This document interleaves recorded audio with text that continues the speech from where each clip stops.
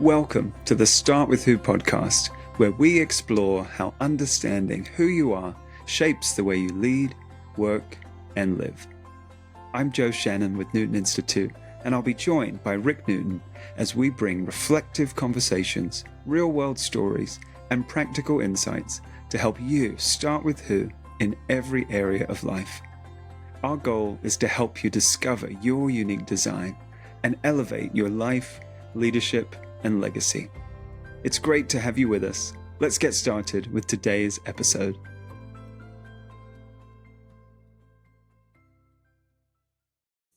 So in the last episode, we talked a little bit about your background, Rick, and introduced the principle of design, the principle that serves as the foundation for Start With Who.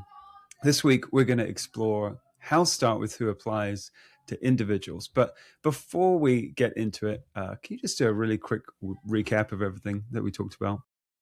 Yeah, I think that's a good starting point for us.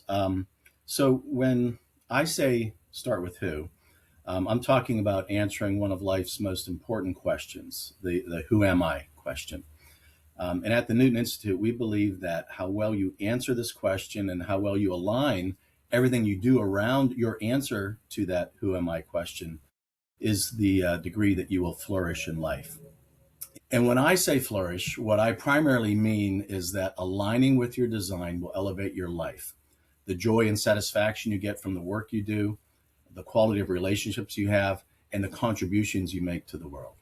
And I'm not saying that when you answer that question, you'll avoid the trials and tribulations we all face or remove the pain that's part of the human experience.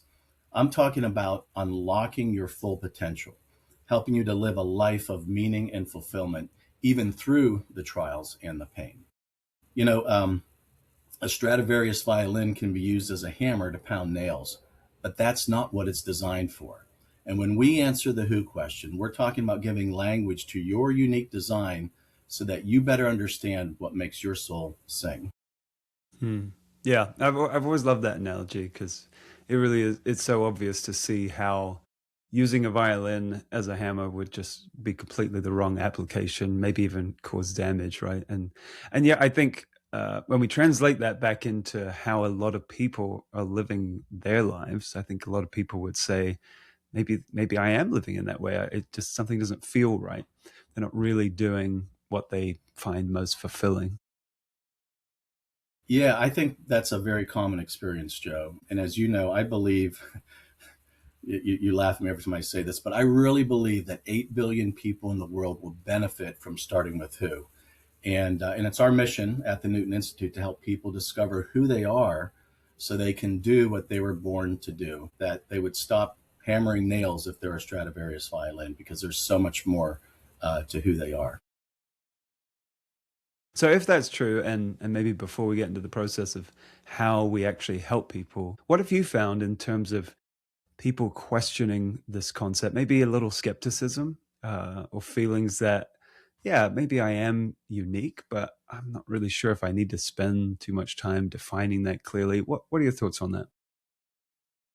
Yeah, I guess a few things come to mind. I'd say first that, when we help individuals answer the who am I question, we aren't trying to create something that's new, right? Yeah. I would say, we're not trying to make up some perfect marketing sales pitch or like give language to who you might aspire to be. I always say, we're trying to reveal what's already true, right?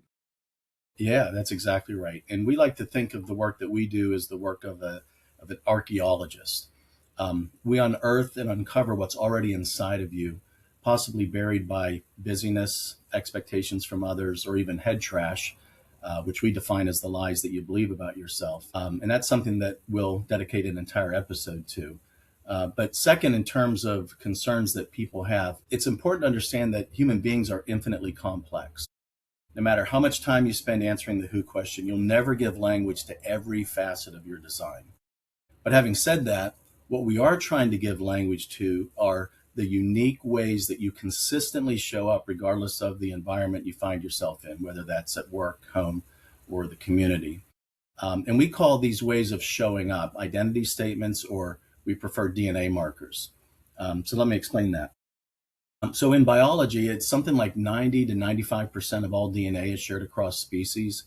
But what makes one animal different from another, what makes a giraffe different from a rhinoceros, are these things that we call genetic sequences or DNA markers. So anyone who's taken a biology class recognizes that language. And that's what we do when we give language to your unique design.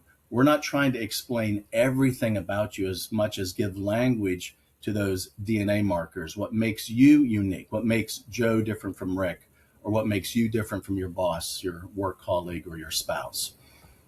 These DNA markers become identity statements, and they describe how you consistently show up across so many different areas of your life. So, for instance, for me, some of my DNA markers are vision implementer, visual communicator, root problem solver, destiny counselor, and community transformer. And behind each of those little phrases, those DNA markers, is a description of what each of those means. Right. I guess real quick, what makes those DNA markers really helpful for you? Because you can hear those phrases, you can hear those sort of word pairings there and say, okay, interesting. What would you Yeah. say makes those DNA markers really helpful for you in your everyday life?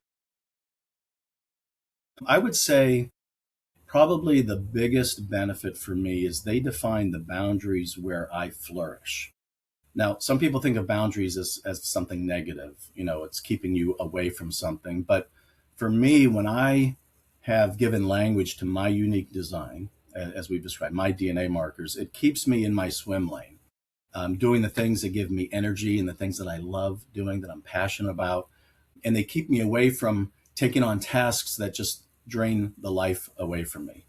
Um, by understanding where I thrive and where I don't thrive, it also gives me permission to say no to some of the things that are being asked of me, where they help me to see where I can invite other people with complementary strengths into places where I may have weakness. And so the very things that suck the life out of me may actually give an incredible amount of life to somebody else.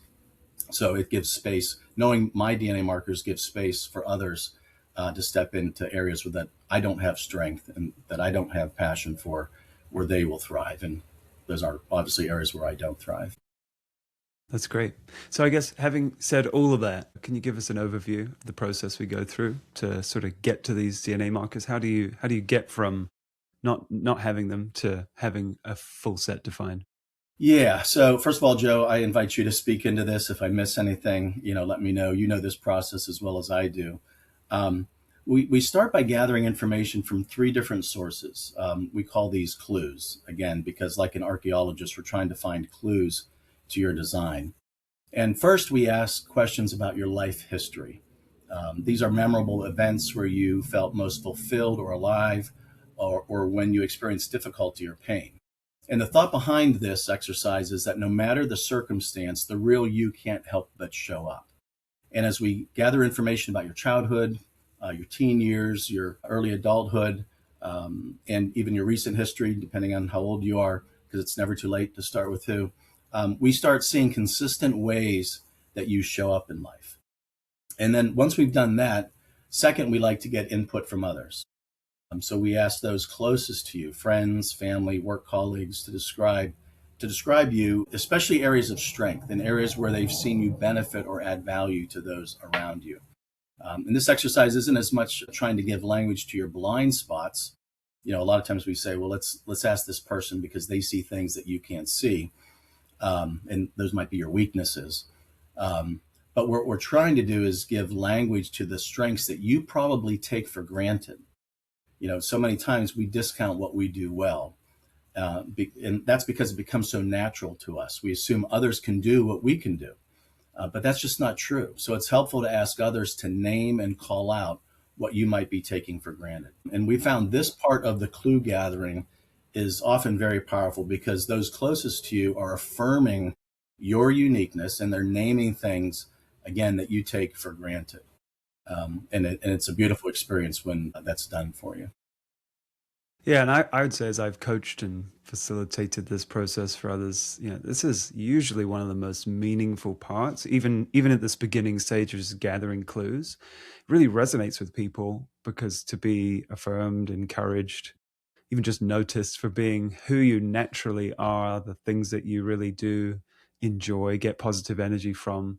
It's just really validating. And sometimes people haven't actually heard that before. Maybe they've always known it, or they've thought it about themselves, but we do wonder if other people really see it too. And so just to hear that is incredibly affirming. Yeah, and I actually think we don't take enough time to do that proactively and intentionally. And like you said, it's very powerful when we do, when we actually take notice of somebody's uniqueness and really appreciate them for who they are, not just what they can contribute.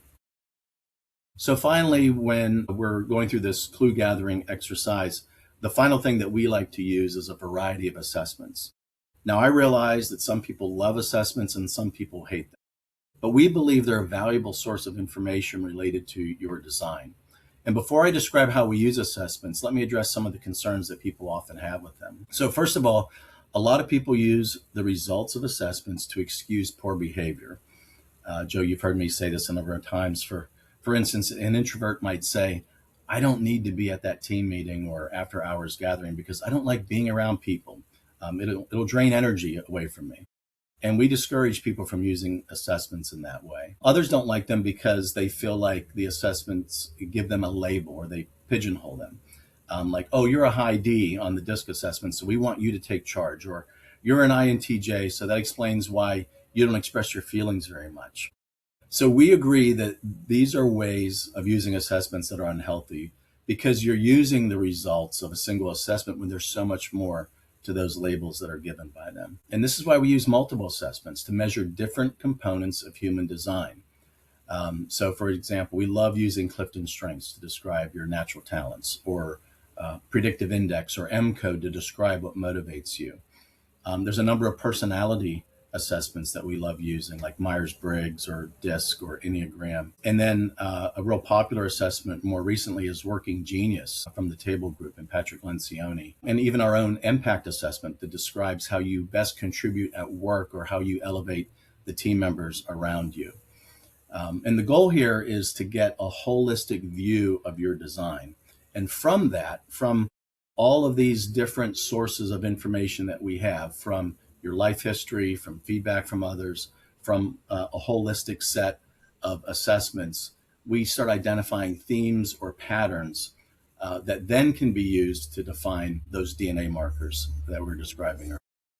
And like you said, that to then give specific descriptions of each of those DNA markers so that you can really personalize it, really make it your own so that it sounds unique. I think that's one of the challenges with some assessment result reports. It can sound a little generic, or it can sound like you're pigeonholing this type of person. But to really give it language, to encourage people to be creative, and even leverage AI to help with some of that creativity in terms of defining the specific description for each of those DNA markers. Yeah, so Joe, that's actually a really good point. One of the benefits of going through this process and of creating these DNA markers is oftentimes it's so hard to try to keep track of, well, what are my top 10 strengths, or what's my couplet out of Impact, or what's my PI, where my different dots are, or what my Working Genius is. And and the thing is it's not, I'm not trying to diminish the value of each of those assessments. There's incredible value and incredible information that is in each of them. But to kind of keep track of it and to kind of try to keep all of that straight and then to try to walk that out, that's really difficult. And so we think that the way to overcome that is to synthesize all of that information, including your life history and feedback from others, into these DNA markers, because this really is who you are. This describes the way that you show up in a unique way that nobody else shows up, especially when you couple that DNA marker with a unique description. Yeah, and one of the things you just said there, which is really important to underscore, is often people want to think about this in terms of how they show up at work. And usually in the professional world, people have taken these assessments in the context of their role, some professional development, but actually opening that up to all of life. How Rick shows up at home consistent with the unique things that he does at work, and what's the overlap there? So we're not trying to box people into a role or a specific area where they show up. Absolutely. I know Love there's a that. lot we could say about that, but maybe just before we close out this episode, what are some of the benefits of going through this process that you've seen? Yeah, well, I already mentioned that starting with who gives you the foundation to live a life of meaning and fulfillment. And while that's true, and what I believe is motivation enough to do this work, I'd like to get a little bit more practical because I believe that starting with who has so many benefits. And I would start by saying that answering the who am I question and aligning with your DNA markers will help you with what I call the three C's: confidence, conviction, and contentment. So answering the who am I question will help you be more confident, knowing that your worth comes from who you are and not what you do. That's something that I've struggled with my entire life. Knowing that you have intrinsic worth because you are a one of a kind masterpiece and no one past, present, or future will ever have your same design. It also helps you have more conviction so that when challenges come your way, you are anchored in your identity rather than being tempted to conform to others' expectations. You'll have the conviction to say no to doing things or taking jobs outside of your design. And third, you'll have more contentment, which is being comfortable in your own skin. When you know your design, you stop trying to be someone else. You're free from people pleasing and negative self talk. These were all things that I struggled with when I was young. In high school, for instance, I tried to be all things to all people. I tried to be the athlete, the brain, the class clown, the party guy or the good boy. What I didn't realize at the time when I was trying to be all things to all people was I was really having an identity crisis. I just didn't know who I was. So I morphed into whatever I thought others wanted me to be or what would enable me to gain acceptance to a particular group of people. Yeah, and I think again that's something that's very common. And even if you might be listening to this, you feel like maybe you have learned a bit about who you are, what makes you unique. I'm willing to bet that some of the people that you live with or work with, a lot of people around you, they likely don't have that same level of clarity. And it's an important job, especially if you're in some kind of leadership role, to help other people to discover that for themselves, even if you do feel like you have clarity. Again, more we could say on that. Rick, what are some other benefits that you think of doing this work? Yeah, so related to what we just described above in terms of getting feedback from others, when you start with who, when you get language around your unique design, being affirmed for who you are, not what you do, is a huge benefit. It takes all of the pressure off to perform and gives you permission to just be yourself. I've seen it many times. When you affirm someone for who they are, especially high performers, it takes this weight of the world off of their shoulders. And there's often a release of emotion, even, which comes from carrying all of that anxiety through life. And I would say another benefit to starting with who is that it will save you a lot of time and frustration. So for example, when I first started my college career, because I didn't even have language for who I was, I didn't even know that that was a question that I should be asking in high school. I chose chemical engineering as my major going into my freshman year. And I chose that major because it promised financial stability to me, something that I didn't have very much of when I was growing up. But I soon discovered something that would change my trajectory, and I call it the gift of frustration. I was extremely frustrated by many of the subjects that we studied in chemical engineering. So, for instance, organic chemistry, it just did not come easy for me. And what was worse was how easy it came to others that I studied with. And beginning about my junior year, I asked those around me, those in the program, if they really liked chemical engineering.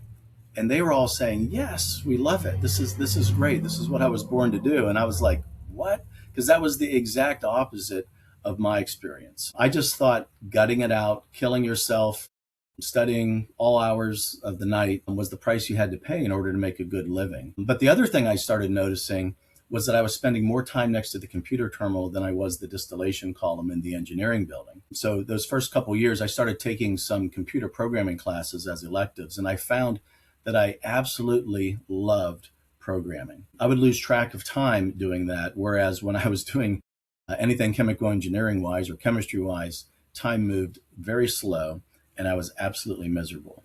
Now both majors are hard, but one kind of hard energized me while another kind of hard drained me. And that's when I decided to add a computer science major on top of my chemical engineering major as well. And the reason I kept the chemical engineering major was because I didn't want anyone to think I was a quitter. There's that head trash again. But that decision not only cost me a ton of time learning something that I would absolutely never use in my career, it nearly cost me my wife. And I would say that's another big benefit of starting with who. It can save you a lot of time going down paths you aren't designed to go down. But more importantly, it's the opportunity cost of not going down those paths that you are supposed to go down. And you can learn, if you do go down the right path, you can learn something. You often learn what you are not good at or what you're not supposed to do. Like for me, it was chemical engineering. Sometimes you even do find what you're supposed to do. But for me, I feel like that just purely came about by chance, that I came into computer programming and realized it was something that I was good at. But more important, it took the time away that was required to nurture and grow the most important relationship that I had with my girlfriend and then fiance at the time, Terry. And because she felt neglected, which she was, and I felt misunderstood, I thought I was trying to create a better financial future for us by finishing 2 extremely difficult majors. We eventually broke off our engagement our senior year in college. Now, it's a long story, but it wasn't until I was in an environment interning with IBM over the summer that I actually had the time to rebuild that relationship with Terry. And that summer I asked her to marry me again. She said yes, and the rest is history. So I would say, again, some of the benefits are, frustration avoided, time saved, relationships nurtured, and your worth being affirmed. Those are just the tip of the iceberg of the benefits you'll receive by starting with who. That's so good. Yeah, thanks for sharing that, Rick. And I think, most people don't take the time. And maybe that's one of the most common things we hear, like, oh, I don't have time to go through this process. And we would probably say, you can't afford not to take the time because of the benefits that you get. And it's the deep work that's required, but it adds so much value to the rest of what you're doing. So one thing you mentioned in the last episode in terms of the benefits of starting with who was that, answering the who question unlocks life's most important foundational questions as well, right? Why do I exist? How should I be living? Where am I headed? And I would just say, we'll explore those questions and the benefits that come from answering those questions in the next episode. Really just wanted to set a foundation for the who question in this episode. So if anybody listening to this has any questions about this episode or something in Rick's story sparked something in you, we'd love to hear from you. Rick, how can people get in touch with you directly? Well, you can follow me on X at Rick Newton 777. That's all lowercase, at Rick Newton 777, or on LinkedIn, where I'm starting to post regularly. And also, I'd like to invite those that are listening, and it depends on when you're listening to this. You may be able to buy the Start With Who book, but right now, as we're recording this, it is not published, and so we're making the first 3 chapters available at the newtoninstitute.com website. So if you go to newtoninstitute.com/Start With Who book, you'll see a page there. Just fill out some information and you'll get access to a PDF version of the first 3 chapters of the book. We'd love for you to read it. That is still in draft format. It's still going through some copy editing, but we'd love for you to take a look at that and let us know what you think. Thanks for joining us today on the Start With Who podcast. If today's episode sparked a question, please drop it in the comments. We'd love to hear from you. Please take a moment to rate the show, follow us, and subscribe so you're notified when new episodes are released. And if you'd like to learn more, visit newtoninstitute.com to sign up for our newsletter and explore what's possible when you start with who. Thanks again for being part of this journey. We'll see you in the next episode.